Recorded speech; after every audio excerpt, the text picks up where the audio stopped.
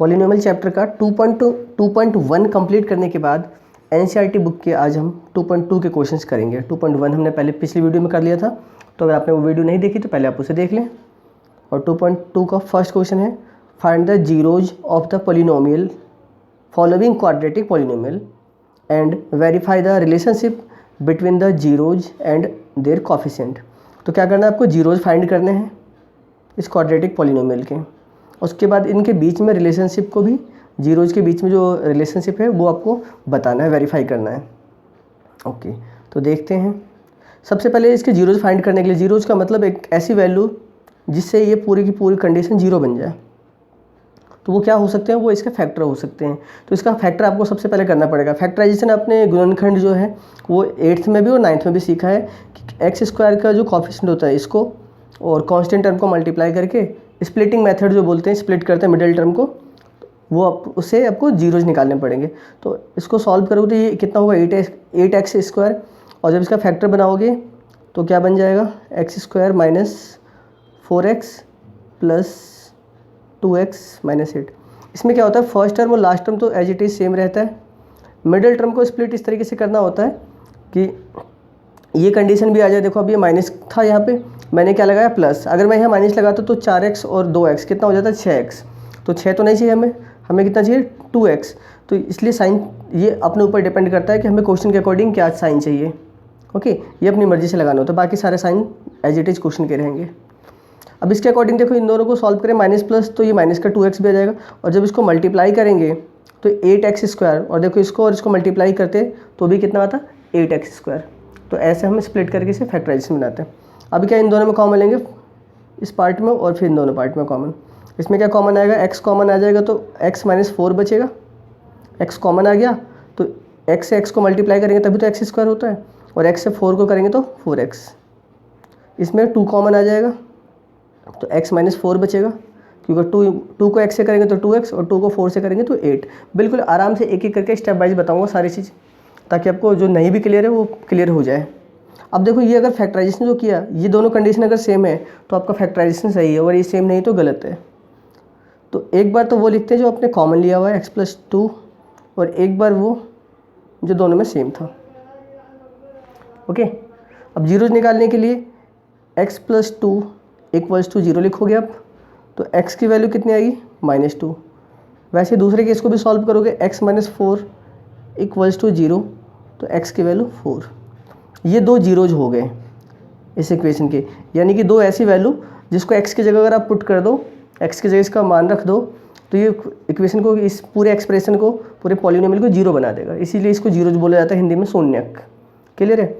इसी में एक टर्म को, किसी भी एक टर्म को हम अल्फ़ा बोल देते हैं, अल्फ़ा, और दूसरे को बीटा। आप इसको अल्फ़ा, इसको बीटा लिख लोगे तो भी कोई फ़र्क नहीं पड़ेगा। तो जीरोज निकालने की बात थी, तो जीरोज तो निकल गया, लेकिन उसके बाद भी कुछ बोला है, verify the relationship between the zeros and their coefficient.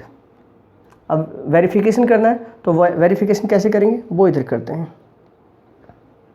आपने जब क्वाड्रेटिक पॉलिनोमियल पढ़ा होगा तो ax² + bx + c, ये पढ़ा होगा 9th में, और ये आपको पता भी a क्या होता है, b क्या होता है और c। x² का कोफिशिएंट a कहलाता है, x का कोफिशिएंट b, और कांस्टेंट टर्म को हम क्या बोलते हैं, c। पॉलिनोमियल है तो इक्वल्स में जीरो नहीं लगेगा, इक्वेशन होती तो इक्वल्स में जीरो लगता है। अब इसके बाद दो कंडीशन है, ये फार्मूला आपको याद रखना है, जिसको मैंने अलग से एक वीडियो बना रखी है पॉलिनोमियल के अल्फ़ा बीटा वाली, उसमें बताया हुआ है, आप उस वीडियो को भी देख सकते हैं, जिसका लिंक आपको इसी वीडियो के डिस्क्रिप्शन में मिल जाएगा। ये दो फार्मूले, अल्फ़ा प्लस बीटा = क्या होता है, -b/a, और अल्फ़ा × बीटा = c/a। इसी को दूसरे वे में बोले हम तो सम ऑफ रूट्स, दो रूट्स हैं, ये दो जीरोज है, सम ऑफ जीरोज बोल लो या सम ऑफ रूट्स, मतलब सेम होता है। तो सम इन दोनों का प्लस है, तो सम ऑफ जीरोज = -b/a, यानी माइनस तो रहेगा फॉर्मूले में, b क्या होता है, x का कोफिशिएंट, x के कोफिशिएंट को हम b बोलते हैं। तो आप इसे -b ना लिख के ऐसा भी लिख सकते हो, माइनस लगा के कोफिशिएंट ऑफ x अपॉन में a क्या होता है, x² का कोफिशिएंट। तो इसे नीचे क्या लिख सकते हो, कोफिशिएंट ऑफ x², यानी इसी फॉर्मूले को हम ऐसे भी लिख सकते हैं कि alpha plus beta = minus coefficient of x upon में कोफिशिएंट ऑफ x²। सेम ऐसे यहाँ पे भी, यहाँ कांस्टेंट टर्म और नीचे क्या आएगा, कोफिशिएंट ऑफ x²। ओके, मतलब सेम है, लिखने के तरीके अलग अलग बहुत सारे हो सकते हैं। अब इसके बाद हमें देखो अल्फ़ा प्लस बीटा, अल्फ़ा की वैल्यू क्या है हमारे पास -2, हम वेरिफिकेशन कर रहे हैं ये, और प्लस बीटा की वैल्यू 4 इक्वल्स टू -b/a। अब b की वैल्यू देखो मैंने क्या बताया, b क्या होता है x का कॉफिशिएंट, तो x का कॉफिशिएंट क्या है -2, तो एक तो फॉर्मूले में भी माइनस और वैल्यू में भी माइनस, अपॉन में a की वैल्यू क्या है एक्स स्क्वायर को कॉफिशिएंट को हम a बोलते हैं, तो इसका कॉफिशिएंट क्या होगा, कुछ भी नहीं आगे, इसका मतलब 1 होगा। तो ये माइनस प्लस माइनस होता है, तो इसमें से घटाओगे तो कितना बचेगा प्लस का 2, और इधर माइनस माइनस ये भी प्लस का 2 हो गया ना बराबर। देखो ये alpha plus sum of roots और ये -b/a, जब हम दोनों LHS और RHS को सॉल्व किया तो क्या आ गया, इक्वल आ गया। सेम ऐसे आप अल्फ़ा इंटू बीटा को भी सॉल्व कर सकते हो। कैसे सॉल्व करेंगे उसे, अल्फ़ा इंटू बीटा, अल्फ़ा कितना है -2 और बीटा कितना है 4, -2 इंटू 4 c/a, c की वैल्यू यानी कॉन्स्टेंट टर्म को c बोलते हैं, c कितना है -8, ओके। और a की वैल्यू क्या है 1, a क्या होता है coefficient of x square, x square के साथ क्या है आगे 1 से मल्टीप्लाई करोगे तो भी यही रहेगा ना, तो इसका कॉफिशिएंट क्या है 1। ये -8 और मल्टीप्लाई करने पे आया, और इक्वल्स टू में भी क्या -8, तो दोनों सेम है, तो यही प्रूव हो गया कि हाँ ये LHS और RHS क्या है इक्वली। आप यहाँ पे लिख सकते हो कि LHS equal to RHS। Clear है। तो इस तरीके से क्वेश्चन को करना है। अब एक क्वेश्चन मैंने पूरा करके बता दिया आपको, जीरो जी फाइंड करना कैसे, ये चेक करना, वेरिफिकेशन करना, तो वेरिफिकेशन भी वैसे बोर्ड एग्जाम में वेरिफिकेशन जल्दी नहीं आता, बट क्या पता आ भी सकता है, ये तो जीरो फाइंड करना आता है, तो जीरो जैसे फाइंड करेंगे। अगर आप ये चेक करोगे तो ये इस तरीके से, इसको चाहो तो 2 बार भी कर सकते हो, पहले आप ये अलग से सॉल्व करके निकाल लो और उसके बाद फिर दोबारा वेरिफिकेशन, तो उतना ज़रूरत नहीं है, आप डायरेक्ट ये करो और उसके बाद ये कर दो। क्लियर है। नेक्स्ट क्वेश्चन देखते हैं, इसी का सेकेंड पार्ट फर्स्ट क्वेश्चन का। 4s² - 4s + 1, भी s हो, x हो, p हो, q हो, r कुछ भी हो, उससे कोई फ़र्क नहीं पड़ता, फैक्टराइजेशन तो हमें सेम करना है। तो फर्स्ट और लास्ट को इसको मल्टीप्लाई करके फिर स्प्लिट करना होता है, तो क्या आप लिख सकते हो 4s² - 2s - 2s + 1, ओके। क्योंकि ये माइनस का 2s और माइनस का 2s, ये ऐसे है, ध्यान रखना 5 मत समझ लेना इसे। तो कितना हो जाएगा -4s हो जाएगा। ये कंडीशन सेटिस्फाई हो रही है बिल्कुल, मल्टीप्लाई करने में 4 भी आएगा। अब इन दोनों में कॉमन, फिर इन दोनों में कॉमन, तो इसमें कॉमन क्या आ जाएगा 2s कॉमन आ जाएगा, तो यहाँ क्या बचेगा 2s - 1, क्योंकि इससे इसको मल्टीप्लाई करने में 4s² आता है और इससे इसको मल्टीप्लाई करेंगे तो 2s आ जाएगा। माइनस इन दोनों में कॉमन क्या आ सकता है, दोनों में कुछ भी सेम नहीं है, तो जब कुछ भी सेम नहीं होता तो 1 कॉमन आता है, तो 2s - 1 है ना, कुछ भी सेम नहीं, क्योंकि 1 का तो मल्टीपल होगा, 1 से मल्टीप्लाई करोगे क्वेश्चन पे कोई फर्क नहीं पड़ेगा। अच्छा ये साइन चेंज कैसा हो गया, क्योंकि हमने -1 कॉमन लिया है, तो माइनस अगर कॉमन ले लिया तो यहाँ पे साइन तो चेंज हो जाएगा, तभी तो माइनस माइनस मल्टीप्लाई करोगे प्लस आएगा। अभी क्या जो दोनों में सेम है, एक बार इसे लिखेंगे और एक बार जो बाहर है कॉमन लिया हुआ, तो 2s - 1 और ये 2s - 1, इसको सॉल्व करोगे तो 2s - 1 = 0, तो s इक्वल्स टू, ये ऐसे लिख लो पहले 2s इक्वल्स टू, ये माइनस का 1 इधर आएगा तो प्लस का 1 हो जाएगा, तो s इक्वल्स टू 1/2 आएगा। सेम ऐसे इसके लिए भी करोगे सॉल्व, इधर तो जो ये था वही ये भी है, तो इसका भी तो डायरेक्ट लिख सकते हो आप, s इक्वल टू इधर भी 1/2 आएगा। तो अब इसमें एक को अल्फ़ा ले लो, एक को बीटा, मान लिया कि ये अल्फ़ा है हमारा 1/2 और बीटा भी क्या है 1/2। अब वही कंडीशन लगानी है जो आपको अभी बताया था कि अल्फ़ा प्लस बीटा वेरिफिकेशन के लिए। आप चाहो तो पहले इसे ऐसे सॉल्व करके भी दिखा सकते हो कि alpha plus beta equals to -b/a। तो इस वाली कंडीशन में हमारे पास जो क्वेश्चन है, इसमें a की वैल्यू तो 4 होगी, ये b की वैल्यू -4 होगी और c की वैल्यू 1 होगी। क्लियर है। अब ये इसमें यहाँ पे लिख दो, सॉल्व हो जाएगा। तो सम ऑफ रूट्स निकाल सकते हो, तो सम ऑफ रूट्स अगर आप ऐसे निकालते हो तो माइनस और b की वैल्यू क्या है -4 अपॉन में a कितना है 4, इसको सॉल्व करोगे तो ये प्लस का 4 हो जाएगा, 4/4 तो 1 आएगा, यानी सम ऑफ रूट्स आपने निकाल लिया, वो क्या आया 1। क्लियर है। इसको मैं पूरा डिटेल में करके दिखा रहा हूँ, पिछले क्वेश्चन में हमने डायरेक्ट कर दिया था, यहाँ पे ये भी। अब अल्फ़ा इंटू बीटा, तो अल्फ़ा इंटू बीटा इससे आप ऐसे छोड़ दो, c/a, c की वैल्यू क्या c 1 है अपॉन में a कितना है 4, तो ये वैल्यू आ गई, यानी सम ऑफ रूट्स भी आ गया और प्रोडक्ट ऑफ रूट्स, ये भी आप अलग से निकाल सकते हो, इसके बाद भी वेरिफिकेशन कर सकते हो तो ज़्यादा अच्छा रहेगा। ओके, बाकी जैसे हमने पहले क्वेश्चन सॉल्व किया वो भी कोई प्रॉब्लम नहीं है। बाकी ये पूरा इसे पूरा सॉल्यूशन आप बोल सकते हो कि ये हमने पहले ये भी निकाला, फिर इसमें सम ऑफ रूट्स भी निकाल लिए, ये सम ऑफ जीरोज और प्रोडक्ट ऑफ जीरोज। उसके बाद वेरिफिकेशन करके दिखा देते तो करना कुछ नहीं है, वही फॉर्मूला दोबारा अप्लाई करना है। ये अल्फ़ा प्लस बीटा, अल्फ़ा कितना है 1/2 plus beta 1/2 equal to minus B upon A. तो बी की वैल्यू एक तो माइनस फॉर्मूले में और बी की वैल्यू -4 अपॉन में ए कितना 4। अब ये 1/2 आधा और आधा जुड़ेगा तो कितना हो जाएगा 1 और इक्वल्स टू में 4/4, ये भी क्या हो जाएगा 1 हो गया ना। तो ले देखिए कहानी वही है ना, तो हम इस स्टेप को छोड़ भी तो सकते हैं, इस स्टेप के बाद डायरेक्ट हम ये वेरिफिकेशन भी तो कर सकते हैं। ऐसे आप अल्फ़ा इंटू बीटा वाला भी कर लो, alpha into beta equals to C upon A. Alpha into beta 1/2 और 1/2 को क्या करोगे मल्टीप्लाई और इक्वल्स टू में सी अपॉन ए। सी अपॉन ए वैसे भी आपने देखो ये निकाल रखा है, सी अपॉन ए की वैल्यू यहाँ से भी लिख सकते हो, या फिर सी की वैल्यू ये 1 और ए की वैल्यू 4, तो 1/4, तो 1/4 इक्वल्स टू 1/4। तो उम्मीद कर रहा हूँ आपको वेरिफिकेशन समझ में आ गया होगा, जीरोज निकालना भी समझ में आ चुका है। तो अब अगले क्वेश्चनों में जो मैं करूँगा मैं सिर्फ जीरोज निकालना और ये यहाँ तक निकालूंगा सम ऑफ रूट्स और प्रोडक्ट ऑफ रूट्स। ये वेरिफिकेशन आप खुद करके देख सकते हो। क्लियर है? जो भी ना आए तो कमेंट कर देना, मैं आपको बता दूंगा। या आपके कोई डाउट्स हो तो ग्रुप में या व्हाट्सएप पे या FB पे जो भी है वहाँ शेयर कर सकते हो। ओके, नेक्स्ट क्वेश्चन देखते हैं। 6x² - 3 - 7x। तो इसका भी फैक्टराइजेशन करना होगा और जीरोज पहले निकालना होगा। तो लेकिन फैक्टराइजेशन करते वक्त हमें एक चीज़ ध्यान रखनी होगी कि x² वाले टर्म के बाद हमें कौन सा टर्म चाहिए जिसमें x हो, तो इसे हमें पहले लिखना पड़ेगा -7x और 3 को कांस्टेंट टर्म को बाद में। अब इसके बाद फैक्टराइजेशन करेंगे तो 6 और 3 को मल्टीप्लाई करेंगे तो 18 होता है। 18 का ऐसा फैक्टर, 18 का ऐसा फैक्टर जिसे 7 आ जाए, तो 9 और 2, 9 2 18 भी होता है और 9 में से 7 को माइनस करोगे तो 9 में से 2 को माइनस करोगे तो 7 भी आ जाएगा। तो 6x² - 9x + 2x। प्लस क्यों लिया मैंने? क्योंकि अगर मैं यहाँ माइनस लिखता तो 9 और 2 11 हो जाता, हमें 11 नहीं चाहिए, हमें 7 चाहिए, तो इसलिए प्लस लगाना पड़ा ताकि माइनस प्लस माइनस हो जाए। अब इन दोनों टर्म में कॉमन, फिर इन दोनों में कॉमन। इसमें कॉमन क्या आ सकता है? 3 के टेबल में दोनों आते हैं और x भी दोनों में है, तो कॉमन ले लिया हमने। तो 3 2 जा 6 होता है तो 2, और एक बार x तो बाहर आ गया तो अंदर एक बार x बचा, -3 3 जा 9 और x तो बाहर कॉमन आ चुका है।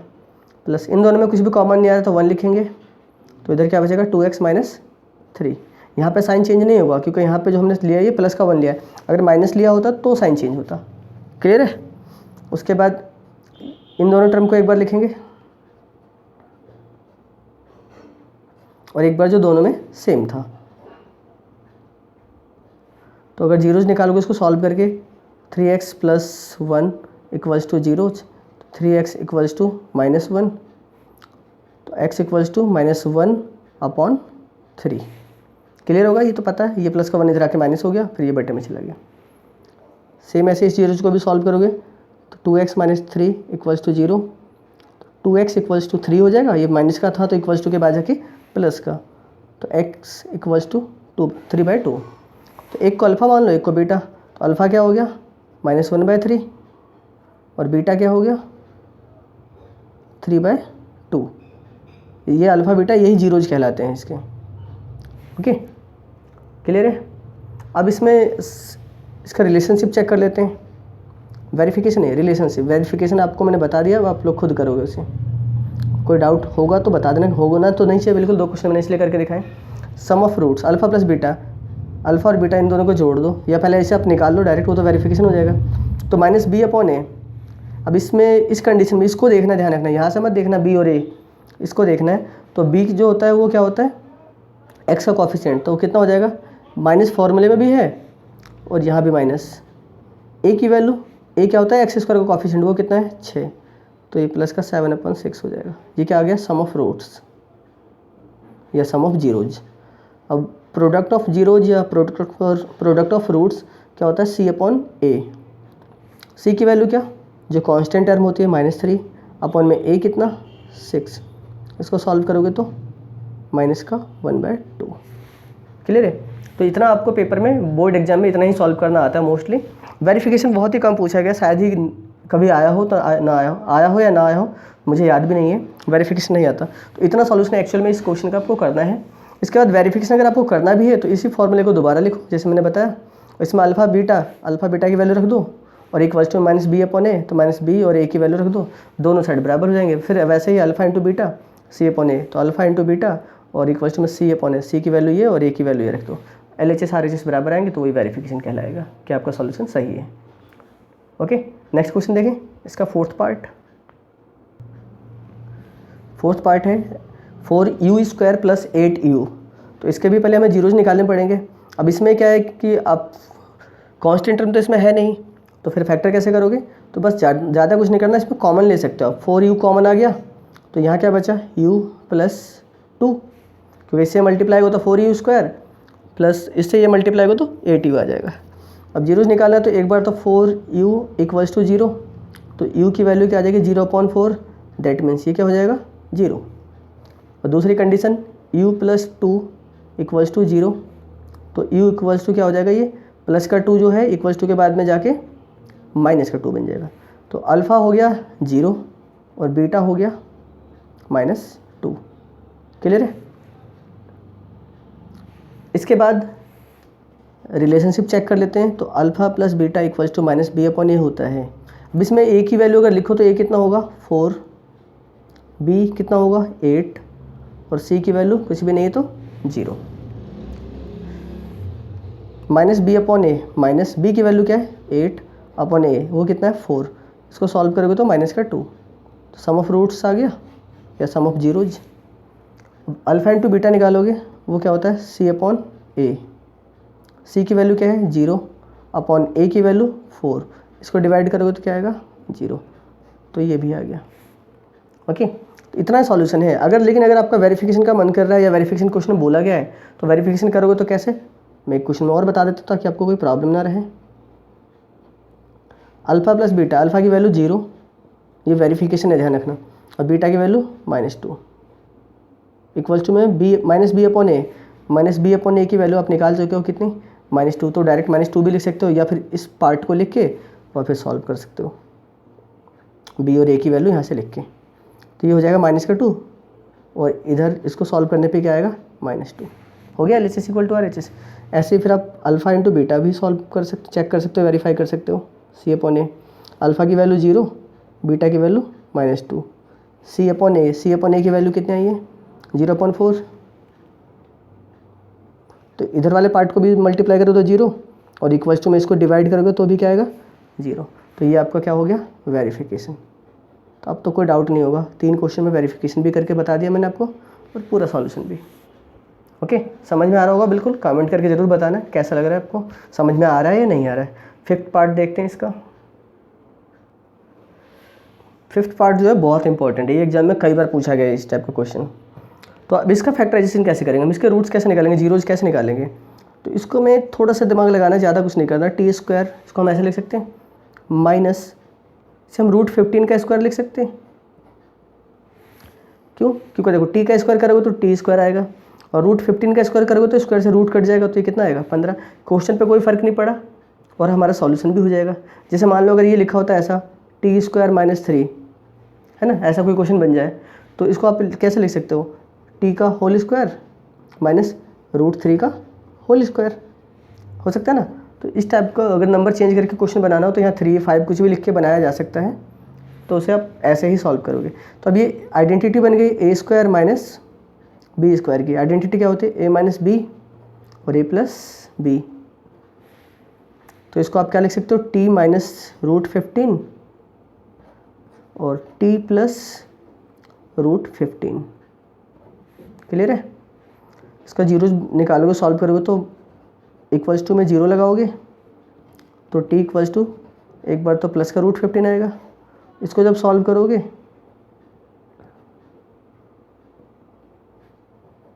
तो कितना आएगा, ये माइनस का √15।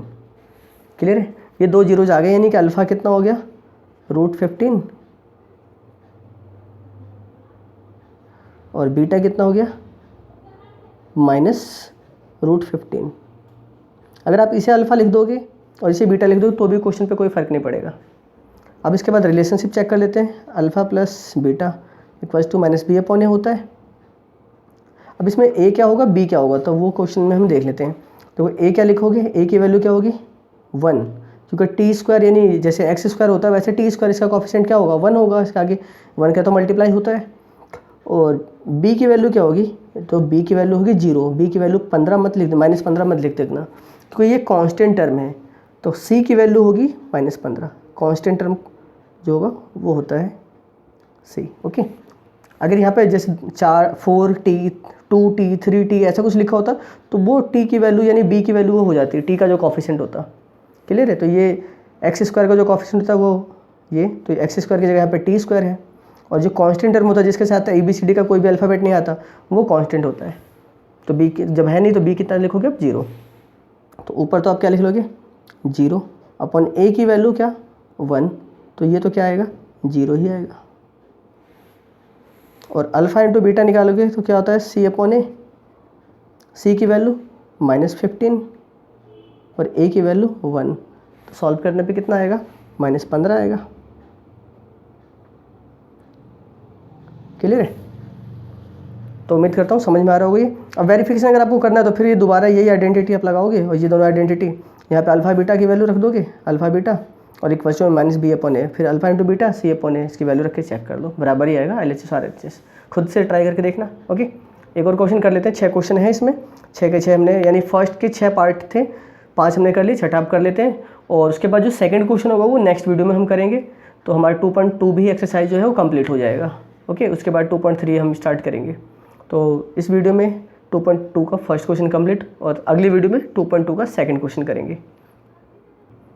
इस वीडियो का लास्ट क्वेश्चन देखते हैं। 3x square minus x minus 4, तो इसका फैक्टराइजेशन करोगे तो देखो ये पहले इसको मल्टीप्लाई करोगे तो 12 होता है। 12 का ऐसा फैक्टर जिससे कि x आ जाए, तो 4 और 3, 4 3 12 भी होता है और 4 में से 3 को माइनस करोगे तो x भी आ जाएगा। तो आप इसे कैसे लिख सकते हो 3x square minus 4x plus 3x और -4। मैंने यहाँ प्लस क्यों लिया, क्योंकि अगर आप माइनस लगा देते तो ये दोनों माइनस माइनस ऐड होकर माइनस का 7x हो जाता है और हमें यहाँ 7 नहीं चाहिए, हमें सिंपल x चाहिए 1x, है ना। तो इसमें से घटाओगे तो 1x आ जाएगा। अब इसके बाद क्या इन दोनों पार्ट में कॉमन, फिर इन दोनों में कॉमन, इसमें कॉमन क्या आएगा x, तो यहाँ क्या बचेगा 3x माइनस 4 प्लस इन दोनों में कुछ भी सेम नहीं है तो 1 लिखोगे कॉमन में, तो 3x माइनस 4। तो एक बार तो x प्लस 1 लिखोगे और एक बार 3x माइनस 4। क्लियर है, तो ये इसको सॉल्व करोगे तो डायरेक्ट मैं लिख दे रहा हूँ, x की वैल्यू क्या आ जाएगी -1 और इसको करोगे तो कितना आ जाएगा 3x इक्वल्स टू 4, तो x इक्वल्स टू 4/3। इसके बाद अब रिलेशनशिप चेक कर लेते हैं। अल्फ़ा क्या आ गया हमारे पास, अल्फ़ा हो गया -1 और बीटा हो गया 4/3। ओके, रिलेशनशिप निकालते हैं। अल्फ़ा प्लस बीटा, यस इसी को सम ऑफ जीरोज या सम ऑफ रूट्स बोलते हैं, -b अपॉन ए। यहाँ पे क्वेश्चन में a की वैल्यू क्या होगी, a कितना होगा 3, एक्स स्क्वायर का जो कॉफिशिएंट है, b कितना होगा -1, x का जो कॉफिशिएंट है, तो x के आगे 1 तो होगा ही और माइनस है तो माइनस लिखोगे। और c की वैल्यू क्या होगी, c की वैल्यू होगी -4, ये कांस्टेंट टर्म। तो -b अपॉन ए, ये माइनस और वैल्यू में भी माइनस, b की वैल्यू जो उसके आगे भी माइनस लगा हुआ है, अपॉन ए कितना है 3, तो ये कितना आएगा 1/3। ओके, उसके बाद अल्फ़ा इंटू बीटा निकालते हैं। अल्फ़ा इंटू बीटा क्या होता है c अपॉन ए, c की वैल्यू क्या है, c की वैल्यू -4 और a की वैल्यू कितनी है 3, तो कितना आ जाएगा -4/3। ओके, तो दोनों चीज़ हमने निकाल ली है, रिलेशनशिप दोनों का आ गया है, सम ऑफ रूट्स का भी और प्रोडक्ट ऑफ रूट्स का। लेकिन अगर आपको वेरिफिकेशन करना ही है तो वेरिफिकेशन कर लेते हैं। एक क्वेश्चन और करके दिखा देता हूँ मैं आपको वेरिफिकेशन, ताकि वेरिफिकेशन अच्छे से क्लियर हो जाए। और वेरिफिकेशन कर लेते हैं।